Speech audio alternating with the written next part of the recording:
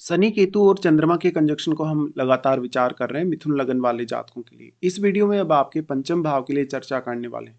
पंचम भाव में अगर ऐसा कंजक्शन बनेगा तो यहाँ हालांकि शनि उच्च की स्थिति में आ जाएंगे और यहाँ पे चंद्रमा आपके चार्ट में दूसरे घर के स्वामी होकर यहाँ आ रहे हैं, जबकि शनि आपके चार्ट में अष्टमेश और नवम भाव के स्वामी हैं। देखिए शनि और केतु का यहाँ पे अगर देखा जाए तो इनका ये वैराग्य युति या वैराग्य योग बन रहा है। तो इसमें अगर शनि वक्री हो जाए तो जो प्रॉपर एक वैराग्य योग जिसको बोल सकते हैं हम वो बनेगा। और फिर केतु का जो प्रभाव है शनि पर और भी ज़्यादा बढ़ जाएगा। इसके साथ ही शनि चंद्रमा के साथ मिलकर यहाँ विष दोष का निर्माण कर रहे हैं। दूसरी तरफ केतु चंद्रमा के साथ मिलकर यहाँ निर्माण कर रहे हैं ग्रहण दोष का। ऐसे में जो सबसे ज़्यादा आपको दिक्कत आएगी वो फिफ्थ हाउस की क्वालिटीज़ को लेके आएगी, क्योंकि यहाँ केतु इन सारे ग्रहों की एनर्जी को अपने में समाहित कर रहे हैं और पंचम भाव की क्वालिटीज़ को भी अपने में समाहित कर रहे हैं। अब आपके पंचमेश शुक्र हैं, तो शुक्र की प्लेसमेंट अब आपको देखनी होगी कि शुक्र कितना वेल प्लेस्ड है आपके चार्ट में। साथ में यहाँ कोई भी प्लैनेट का अन्य प्लैनेट का अगर प्रभाव होगा, किसी भी प्लैनेट का यहाँ एनर्जी का एक्सचेंज होगा इस भाव के साथ, तो वो सारी की सारी एनर्जी केतु में समाहित होने वाली है। तो शनि अगर वक्री ना हो तो फिर क्योंकि शनि का मूवमेंट आपके सिक्स्थ हाउस की तरफ है तो फिर कुछ हद तक अच्छा है। बट अगर शनि वक्री हो जाएंगे उस केस में केतु और शनि फिर आपके मूव कर रहे हैं फोर्थ हाउस की तरफ। तो आपको ये देखना होगा कि यहाँ चंद्रमा भी साथ है और चंद्रमा साथ होने से डायरेक्टली आपके मन पे, आपके इमोशंस पे इसका असर पड़ेगा ही।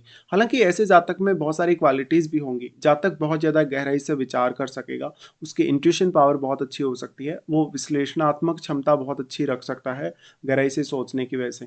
लेकिन वो सारा का सारा ऐसे कार्यों में जहाँ पर आप कोई रिसर्च वर्क कर रहे हैं, कोई अकल्ट से रिलेटेड कार्य कर रहे हैं, तंत्र मंत्र से अगर आप जुड़े हैं, अगर आप ज्योतिष वगैरह से जुड़े हैं या कोई भी अकल्ट की शाखा से अगर आप जुड़े हैं तो इसका आप अच्छा लाभ ले सकते हैं। बट यहाँ चंद्रमा पीड़ित हो रहे हैं, चंद्रमा पीड़ित हो रहे हैं केतु से भी और शनि से भी पीड़ित हो रहे हैं। शनि चंद्र के प्रभाव की वजह से हो सकता है आपको सोचने, विचार करने, फैसले लेने में काफ़ी ज़्यादा डिले हो। दूसरी तरफ केतु आपके मन को बहुत ज़्यादा भ्रमित कर सकता है, कंफ्यूज कर सकता है। आप अपनी भावनाओं से या आप अपने इमोशन से स्वयं अपने को डिटेच्ड महसूस कर सकते हैं। इस केस में संतान को लेके बहुत ज़्यादा इश्यूज हो सकते हैं। इवन आपको एबॉर्शन जैसी स्थिति या संतान से एक्सट्रीम डिटेचमेंट का सामना करना पड़ सकता है। संतान से जो अब आपकी अपेक्षाएं हैं वो हो सकता है पूरी ना हो। इसी तरीके से आपकी जो लव लाइफ है या आप किसी भी रिश्ते में भले ही इमोशनली या मेंटली जुड़े हैं उस रिश्ते के साथ, उसको लेकर भी काफ़ी ज़्यादा चैलेंजेस होंगे। चंद्रमा दूसरे घर के स्वामी होने से अब फैमिली रिलेटेड जो कार्य हैं उनमें अगर आप कोई भी फैसला लेंगे, अपनी धन संपत्ति को लेके, परिवार को लेके कोई भी फैसला लेंगे, अपनी सेविंग वगैरह को लेके कोई भी फैसला लेंगे, हो सकता है उनमें आप बहुत ज़्यादा कंफ्यूज हो जाएं और आप प्रॉपरली फैसला नहीं ले पा रहे हो। यहाँ पे सिर्फ फिर आपको दूसरे घर में बैठा प्लैनेट ही इसमें मदद कर सकता है। बट चंद्रमा पूरी तरीके से शनि के प्रभाव और केतु के प्रभाव में होने की वजह से फैमिली को मेंटेन करना या फैमिली की रिक्वायरमेंट्स को पूरा करना आपके लिए उतना आसान नहीं होगा। हालांकि ये कंजक्शन कुछ हद तक आपको इनकम जरूर दे सकता है, बट वो इनकम ऐसी होगी जिसमें आपके लिए रिस्क बहुत ही ज़्यादा होगा। तो आप शेयर मार्केट वगैरह, लॉटरी, सट्टा वगैरह से जुड़ सकते हैं और उसके माध्यम से कुछ हद तक धन अर्जित कर सकते हैं, बट वो बहुत ज़्यादा चैलेंजिंग है या वहाँ पर बहुत ज़्यादा रिस्क है आपके लिए। अब ऐसा जातक अक्सर अपने इमोशन से डिटैच होगा, अपना जो फीलिंग है उससे वो डिटैच हो जाएगा, तो मानसिक तनाव का सामना करना पड़ेगा। साथ साथ में जातक को काफ़ी नकारात्मक रूप से जो विचार हैं वो भी मन में आएंगे। ऐसे में जातक चिंताग्रस्त हो जाएगा, स्पेशली अपने रिश्तों को लेके। चंद्रमा आपकी माता जी को रिप्रेजेंट करते हैं, तो माता जी के साथ आपका एक प्रॉपर जो कम्युनिकेशन है वो नहीं हो पाएगा।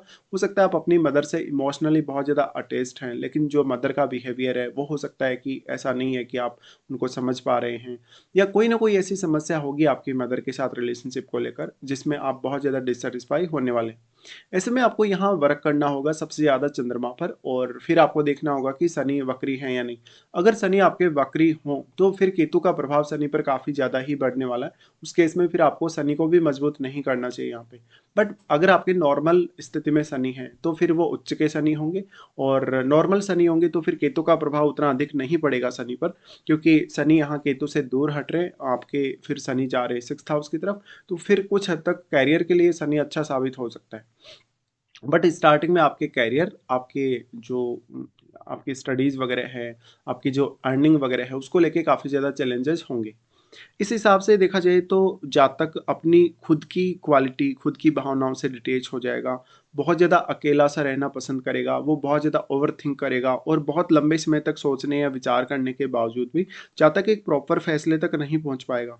शनि यहाँ हालाँकि अनुशासन लाएँगे अगर वक्री ना हो तो, और बहुत ज़्यादा आपको डेडिकेशन और धैर्य देने का भी काम करेंगे। इस हिसाब से देखा जाए तो केतु काफ़ी ज़्यादा रहस्यमयी है, और जब केतु के साथ आपका चंद्रमा जुड़ जाता है, तो आप कोई भी प्रकार के रहस्यमय विषयों में रुचि अवश्य ले सकते हैं, आप उनको सीख भी सकते हैं।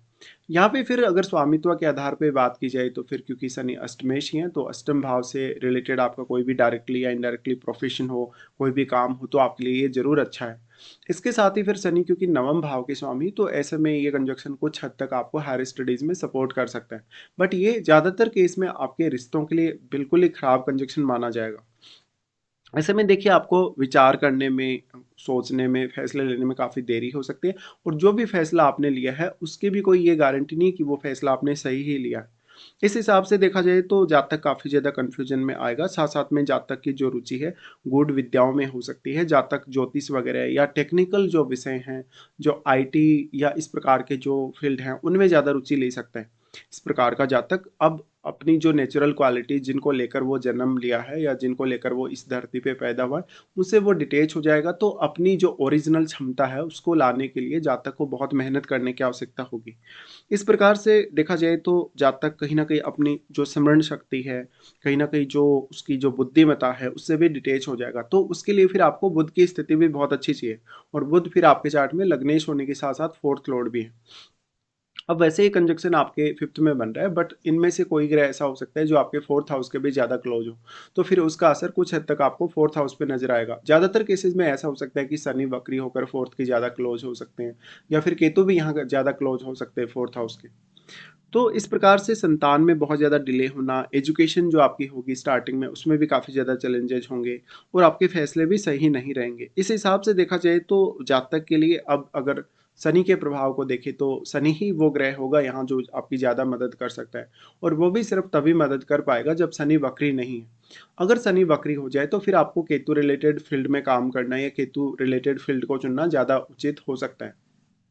फिर यहाँ अगर दृष्टियों के हिसाब से विचार करें तो शनि का दृष्टि सबसे पहले सप्तम भाव में आ जाता है। तो सप्तम भाव में बैठे हुए ग्रह के लिए आप बहुत ज़्यादा अनुशासित हो जाएंगे, उस ग्रह से रिलेटेड फैसले लेने में काफ़ी ज़्यादा अपनी बुद्धिमत्ता या अपने विवेक का प्रयोग करने लगेंगे। साथ ही लेकिन जीवन साथी के साथ काफ़ी टाइट सा रिश्ता रहेगा, जीवन साथी के साथ अक्सर असंतुष्टि रहेगी, डिटेचमेंट जैसी स्थितियाँ रहेंगी। लेकिन उसके लिए फिर आपको सप्तम भाव में बैठे हुए प्लैनेट को भी देखना होगा कि उसकी किस प्रकार की एनर्जी या उसकी किस प्रकार की क्वालिटीज हैं। साथ साथ में आपके सप्तमेश बृहस्पति को भी आपके लिए कहीं ना कहीं देखना ही होगा, या बृहस्पति पर भी आपको विचार करना ही चाहिए। निश्चित तौर पे शनि जो ये दृष्टि डाल रहे हैं, शनि जितने ज़्यादा स्ट्रांग होंगे आपके डिग्री वाइज, जितने ज़्यादा बली होंगे और अगर वक्री नहीं होंगे, तो उतना ही ज़्यादा आपको रिलेशनशिप के प्रति स्टार्टिंग में डेडिकेटेड बनाएंगे। बट जब एक समय बाद आपका केतु एक्टिवेट होगा, लगभग आपकी 40 की एज के आसपास या 45 की एज के आसपास, उस समय आप बहुत ज़्यादा चुनौतियों से घिर जाएंगे कहीं ना कहीं, और आपको लगेगा कि जो कुछ भी आपने पाया है या जो कुछ भी आप करना चाहते हैं या किया है, वो कहीं न कहीं एक मोह माया के जाल में आके आपने वो सब कुछ किया है, और जो रियलिटी है वो खुद को रियलाइज़ करने को लेकर है, या सेल्फ रियलाइज़ेशन को लेकर है। ऐसे में जब तक अपने जीवन साथी से बहुत ज़्यादा या तो झगड़ा करने लगेगा, या तो वो उससे बहुत इमोशनली शुरुआत में अटैच होगा, लेकिन बाद में एकदम से डिटैच हो जाएगा। तो यहाँ ये मैरिड लाइफ़ वाला भी इश्यू अब आपको आ सकता है। फिर उसमें सबसे बड़ा रोल निभाएगा यहाँ बैठा हुआ प्लैनेट। अगर यहाँ बैठा प्लैनेट शुभ है आपके चार्ट में, कुछ हद तक बस वही ग्रह आपको यहाँ सपोर्ट कर सकता है। फिर इनकी दृष्टि होगी आपके 11वें घर पे, बट 11वें घर में आपके ऑलरेडी यहाँ राहु स्थित होंगे। तो राहु स्थित होने के केस में अब पूरा का पूरा जो यहाँ सिनेरियो वो चेंज हो जाएगा, क्योंकि राहु का दृष्टि आपके पंचम पर भी है, और राहु के साथ भी आपके यहाँ चार्ट में कोई ग्रह बैठा हो सकता है। एक्चुअल में तो जो राहु है उनका प्रभाव भी आपके पंचम भाव पे, बट राहु और केतु के बीच में 180 डिग्री का एंगल है, तो जितना एंगल है उतना ही प्रभाव यहाँ रह सकता है। अब लेकिन राहु के साथ बैठा हुआ ग्रह जो होगा वो सारी की सारी अपनी क्वालिटीज़ का प्रभाव यहाँ ज़्यादा डाल पाएगा, क्योंकि वो राहु के साथ बैठने से काफ़ी मल्टीप्लाई हुआ है, जबकि यहाँ सारा का सारा एनर्जी जितना भी आ रहा है केतु अपने में समाहित कर ले रहे हैं। तो ऐसा जब तक प्रॉपर्ली किसी फैसले के लिए एक अच्छी प्लानिंग नहीं कर पाएगा, या वो एक फाइनल फैसले तक कभी कभी नहीं पहुँच पाएगा, उसको काफ़ी ज़्यादा इश्यू होगा इस वजह से। इसी तरीके से फिर सिर्फ और सिर्फ आपकी मदद वही प्लैनेट कर सकता है जो अगर आपके कोई प्लैनेट यहाँ 11वें घर में बैठा हो तो। अब देखिए यहाँ पे जो प्रभाव है शनि का, क्योंकि अगर शनि वक्री हो जाएँगे तो फिर वो 4th हाउस की तरफ मूव कर रहे हैं। तो शनि वक्री होने के केस में यहाँ उतना अधिक प्रभाव नहीं डाल पाएँगे, और वैसे भी शनि और चंद्रमा की क्वालिटीज़ को केतु ने अपने में समाहित कर लिया, तो इसके लिए आपके लिए एक बड़ा चैलेंज आ गया। उसके बाद अगर देखा जाए तो यहाँ पर जो जो शनि का दृष्टि आ जाएगा वो आपके दूसरे घर पे आएगा। दूसरा घर चंद्रमा का ही घर है, तो यहाँ भी आपको काफ़ी कन्फ्यूजन रहेगा, फैमिली के साथ काफ़ी मिसअंडरस्टैंडिंग रहेगी, आपकी वाणी थोड़ी कटु हो सकती है, आपको सोचने विचारने में ज़्यादा समय लग सकता है, और फैमिली के साथ आप हो सकता है समय ना बिताना चाहें, या फैमिली को आप टाइम ना देना चाहें, फैमिली की आप केयर ना करना चाहें। ऐसे केस में तब ज़्यादा चैलेंजेस होंगे जब शनि वक्री होके ये दृष्टि डाले, और फिर यहाँ सेकंड हाउस में बैठा प्लैनेट भी बहुत ही मैटर करेगा। तो एक बहुत ही ऐसा अजीब-सा कंजंक्शन ये माना जा सकता है, जिसमें इंसान थोड़ा सेल्फ फ़ोकस्ड या सेल्फ सेंटर्ड थोड़ा ज़्यादा हो सकता है, अंतर्मुखी हो सकता है, अपनी बात को बहुत जल्दी दूसरों को बताएगा नहीं, या दूसरों के सामने अपनी बात को नहीं आने देगा।